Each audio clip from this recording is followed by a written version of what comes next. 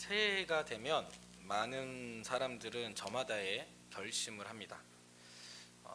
어떤 분들은 다이어트를 해야겠다, 담배를 끊어야겠다, 술을 줄여야겠다, 가족들과 더 많은 시간을 보내야겠다 등 다양한 결심들을 합니다. 여기 앉아 계시는 성도님들께서는 2018년을 시작하면서 벌써 1, 4분기가 다 끝났는데 시작하면서 올해를 시작하면서 어떤 결심을 하셨습니까? 그런데 문제는 우리의 그런 결심이 그리 오래가지 않는다는 것입니다. 많은 성도님들께서 가장 많이 실패하는 신앙의 결심이 있다면 아마 성경 일독이 아닌가 싶습니다. 올해도 아마 계획하셨던 분들이 계실 텐데 올해만큼은 성경 일독을 해야지 하면서 결심하고 창세기를 펴서 열심히 있습니다. 흥미진진한 얘기들이 막 펼쳐집니다. 아브라함 이야기, 이삭 이야기, 요셉 이야기. 그러다가 출애굽기에서 위기를 맞습니다. 그리고 레위기에서 좌절을 합니다.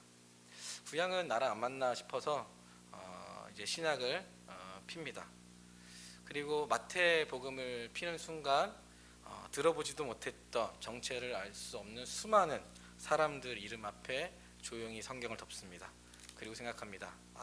성경은 나랑 맞지 않는구나. 성경을 보면 수많은 사람들의 이름이 등장합니다. 특별히 오늘 에스라서 2장 같은 경우는 그 양과 내용이 상상을 초월합니다. 어떤 분들은 성경에 꼭 이렇게까지 많은 사람들의 이름이 기록될 필요가 있느냐라고 생각할 수 있는데 전혀 그렇지 않습니다. 그다지 중요해 보이지 않은, 의미 없어 보이는 그 이름들에게는 하나님의 놀라운 메시지가 숨겨져 있습니다. 지금 우리가 가지고 있는 이 한글 성경은 에스라서와 그 다음에 등장하는 느헤미야서가 구분되어 있습니다. 그렇죠? 각각 따로따로 있죠. 그런데 사실 에스라서와 느헤미야서는 한 권의 책이었습니다. 실제 히브리어 성경이나 히브리어 성경을 헬라어 성경으로 번역한 70인역 성경을 보면 이 두 권을 하나의 성경으로 다루고 있습니다. 이 둘이 나눠지게 된 배경이 라틴어 성경의 영향이 큽니다. 제가 신대원 다닐 때 저의 구약 선생님이셨던 김지찬 교수님이라는 분이 계신데 그분 책을 보면 이 두 권이 나눠지게 된 배경을 이렇게 설명합니다. 제가 한 대목 좀 읽어드리겠습니다.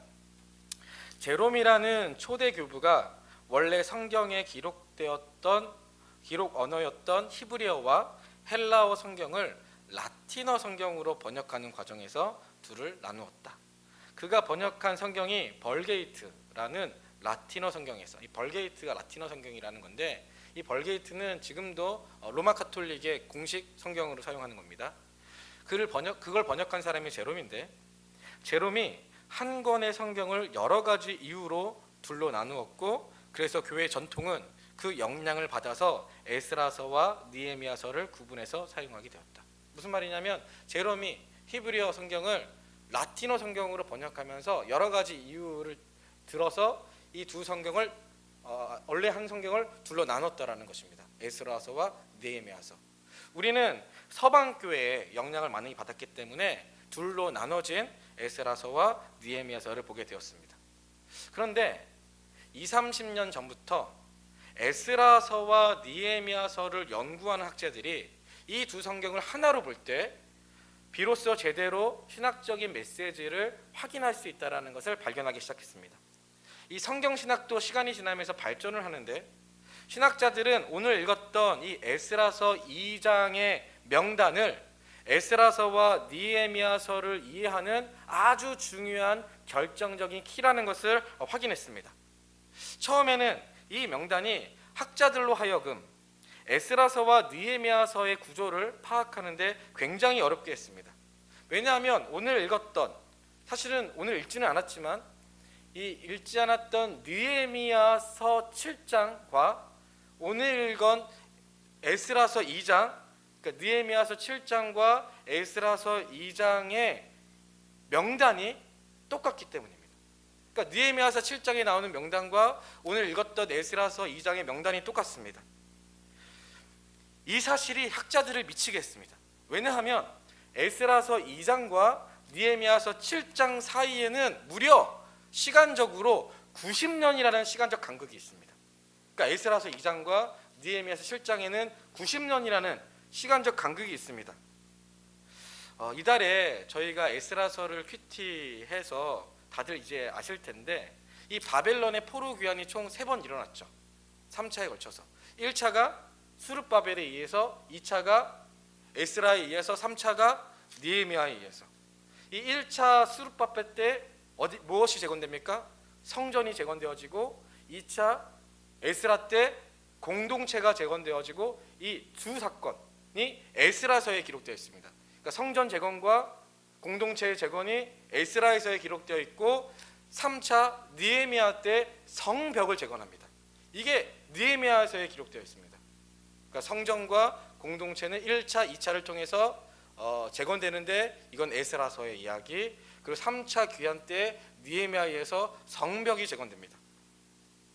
그런데 흥미롭게도 성경은 이 1차와 2차와 3차의 사건을 마치 하나의 사건처럼 며칠 동안에 마치 일어난 것처럼 다루고 있습니다. 시간적 간극이 있음에도 불구하고. 그리고 무엇보다도 귀환자들이 매번 달랐을 텐데 1차, 2차, 3차가 다 달랐을 텐데 그럼에도 불구하고 에스라서 2장과 느헤미야서 7장에 동일한 명단을 기록했다는 것입니다.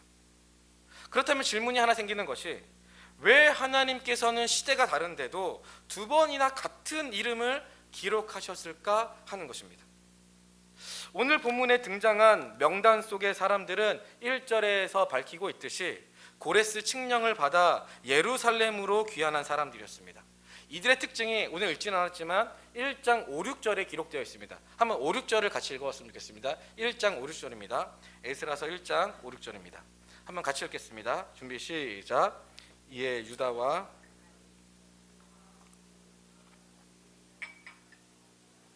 하나님께 번동을 받아 올라가서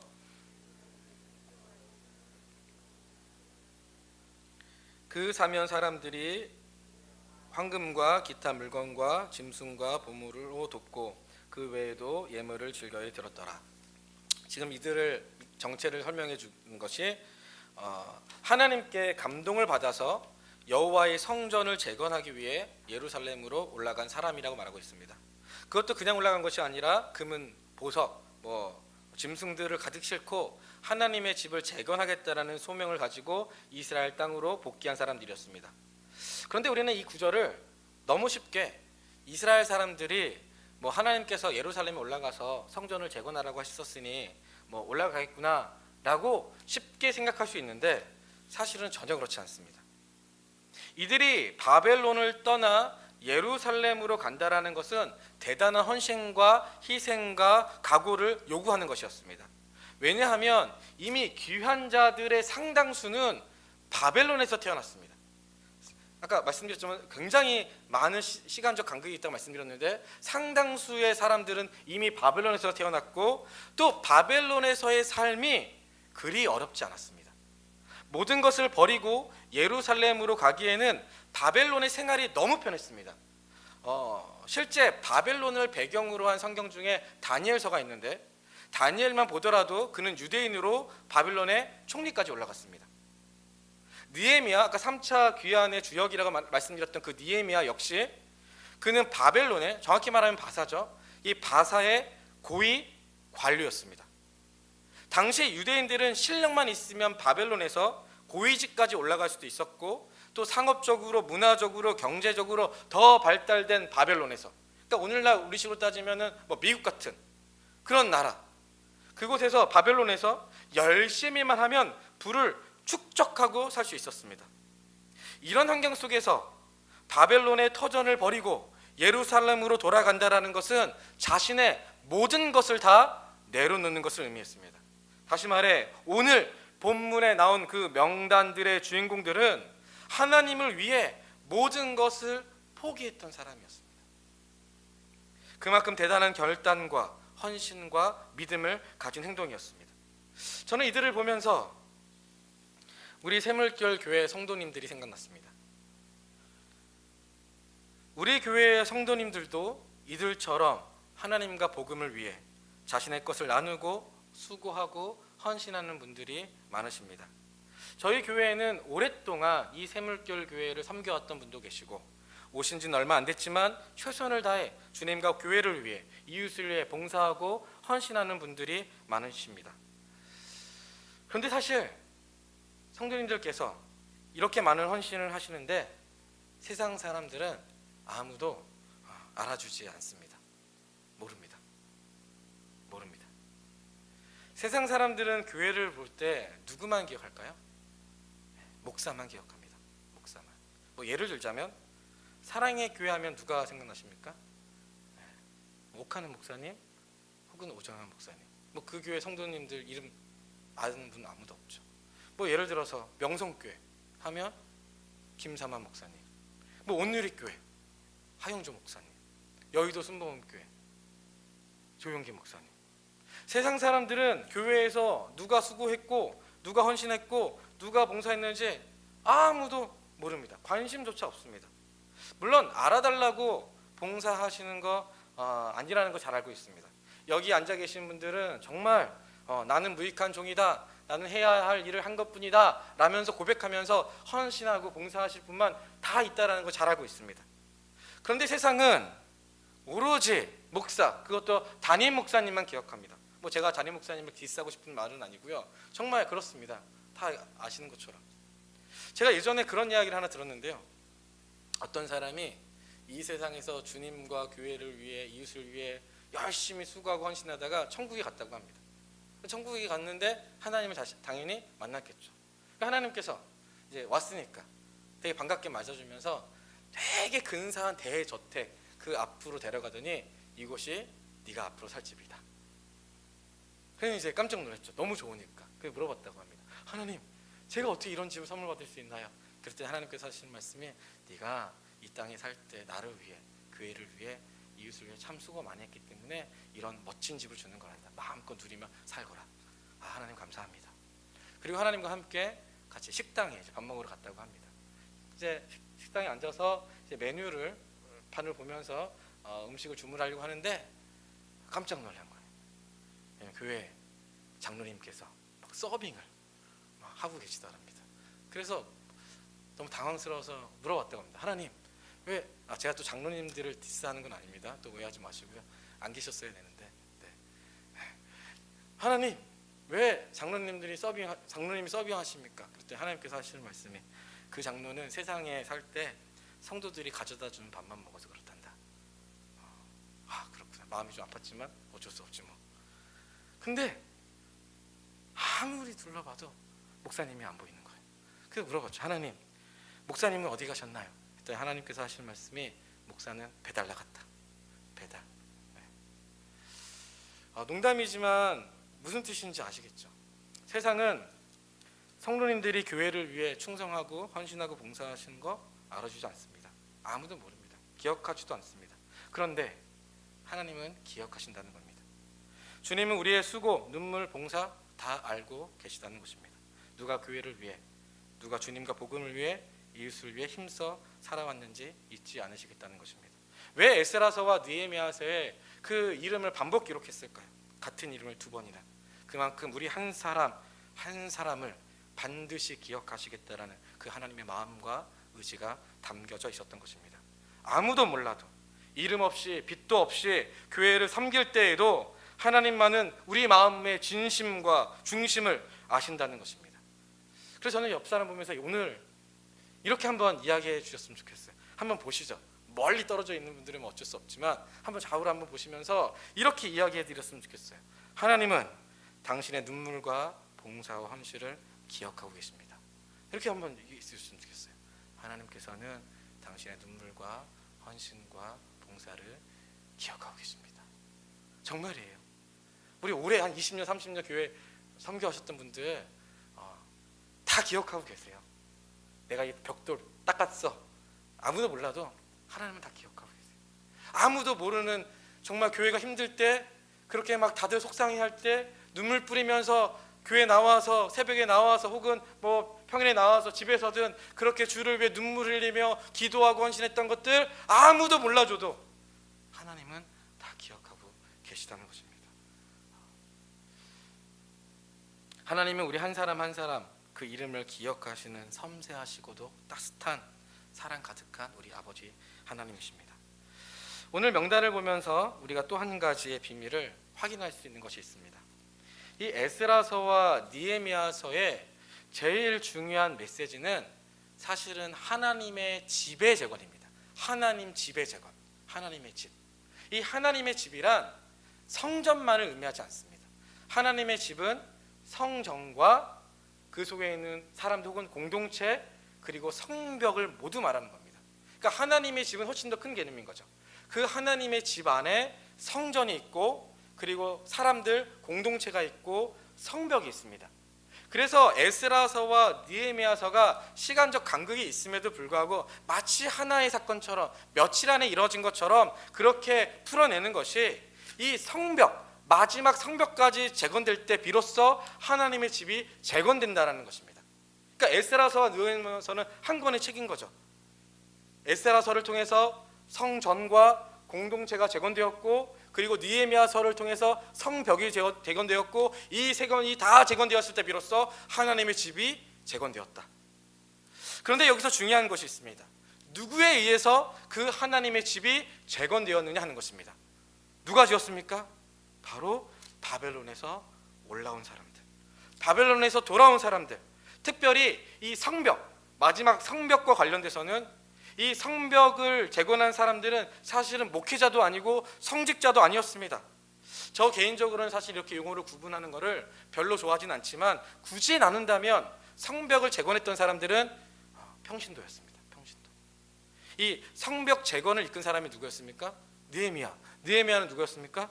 이 평신도였습니다. 이 바사에서 고위직에 올랐던 유대인으로서 평신도였던 거죠. 평신도. 목회자도 아니었고 성직자도 아니었습니다. 그가 사람들을 이끌고 성벽을 마지막으로 성전을 재건하고 공동체를 재건하고 이미 앞선 사람들이 그리고 마지막으로 이 느헤미야를 통해서 이 평신도 느헤미야를 통해서 성벽이 재건되었다는 것입니다. 그렇다면 성벽은 어떤 것입니까? 성벽은 세상과 직접 맞닿는 것입니다. 세속적 가치가 이 성전 안으로 침투하지 못하도록 가장 끝 경계에서 교회를 지켜주는 곳입니다. 거기가 바로 성벽입니다. 그런데 그 성벽을 평신도가 재건했다라는 것입니다. 이 말은즉슨 우리가 서 있는 자리가 바로 그런 곳이라는 겁니다. 그런 곳. 우리는 성벽과 같이 세상과 맞닿는 최전방에 서서 교회의 거룩함을 지켜주는 사람들입니다. 사탄의 그 많은 공격으로부터 막아서고 교회를 보호해주는 사람들이 바로 우리들이라는 것입니다. 그러니 성벽인 우리가 무너지면 그 안에 있는 성전도 안전하지 못합니다. 우리 성벽인 우리가 무너지면 하나님의 교회와 성도들도 평안하지 못합니다. 우리는 쉽게 이런 사실을 너무 망각하는데 우리가 얼마나 소중하고 중요한 존재인지 모릅니다. 제가 몇 년 전에 읽었던 책 중에 되게 깊이 감동 있게 보았던 책이 있는데 그 제목이 그 청년 바보 의사라는 책입니다. 그 청년 바보 의사. 혹시 읽어보신 분들도 계실 거고 당시 그 책은 문화부에서 우수도서로도 선정됐습니다. 그 청년 바보 의사. 물론 이 출판사의 과잉 편집이라는 논란도 있긴 했지만 그렇다고 그 책 속에 나오는 주인공의 삶이 달라지는 것은 아닙니다. 이 주인공은 그 청년 바보 의사의 주인공은 2006년도에 33살이라는 나이로 일찍 세상을 떠난 안수현이라는 의사입니다. 젊은 의사. 크리스찬입니다. 크리스찬 의사인데 그가 세상을 떠난 지 3년 만에 그를 사랑하고 그리워하는 사람들이 뜻을 모아서 책을 출간했는데 그 책이 바로 그 청년 바보 의사라는 책입니다. 그는 이 의료계의 차세대 리더도 아니었고 의학계에 어떤 뚜렷한 업적을 남긴 사람도 아니었습니다. 그런데 그가 갑자기 세상을 떠나자 수천 명, 그 책에 의하면 수천 명의 사람들이 조문을 왔다고 합니다.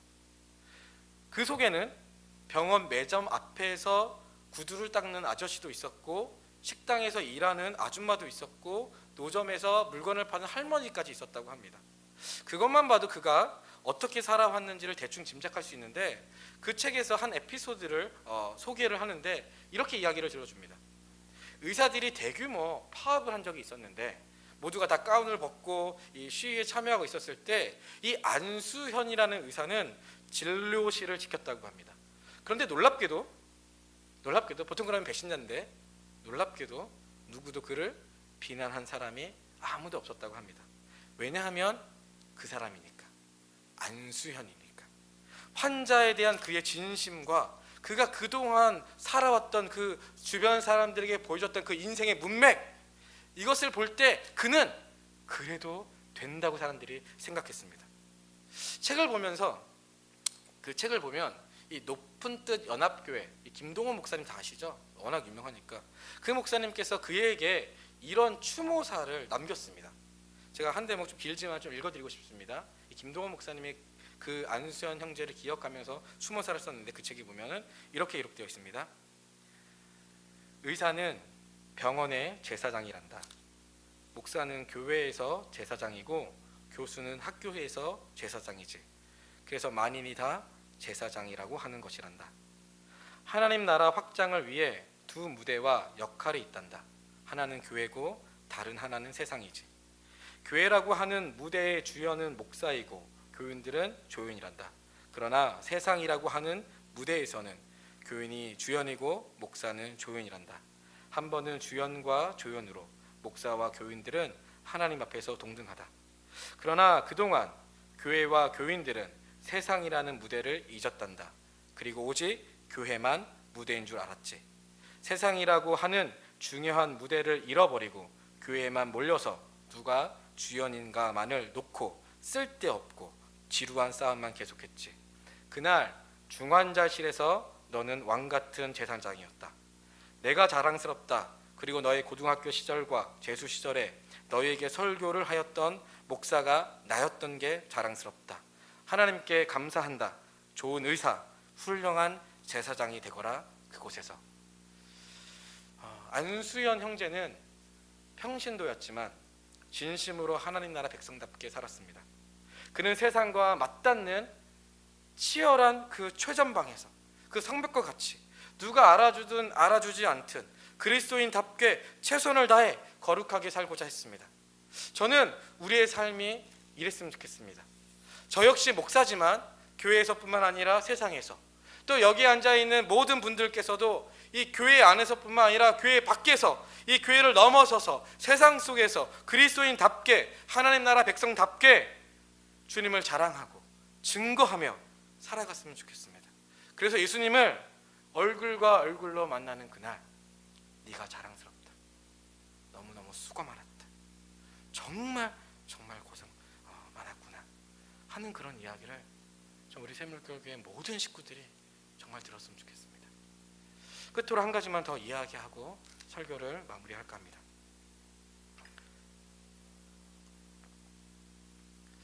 저는 오늘 이 성경에 기록된 그 명단의 주인공들, 사람들의 이름을 쭉 보면서 그런 생각이 들었습니다. 이들은 외롭지 않았겠구나. 이들은 외롭지 않았겠구나. 그런 생각이 들었습니다. 모든 것을 포기하고 올라가야 했던 그 귀한 길, 외로울 수 있었을 텐데, 또 하나님의 집을 재건할 때 당했던 수많은 방해 공작들, 그것으로 인해 좌절하고 지칠 수도 있었을 텐데, 그들 곁에는 끝까지 함께했던 오늘 본문에 등장한 수많은 동지들이 있었습니다.